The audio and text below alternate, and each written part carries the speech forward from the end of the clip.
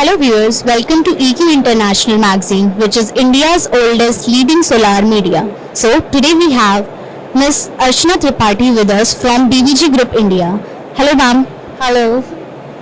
Okay, so ma'am, I would like to ask, as a head HR, what qualities you are looking in an employee to match your company's requirements?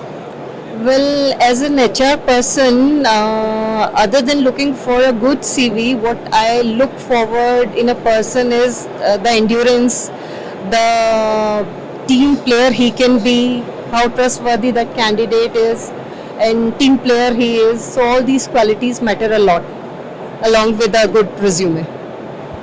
Okay, so in the next financial year, how many employees are you looking to have in your company?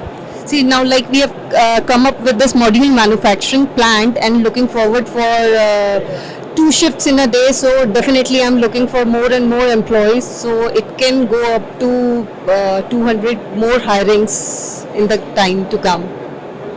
Okay. Is there anything you want to say or discuss with our viewers, ma'am? Well, we are very happy and excited with this venture of us, and we look forward for all the positivity around us.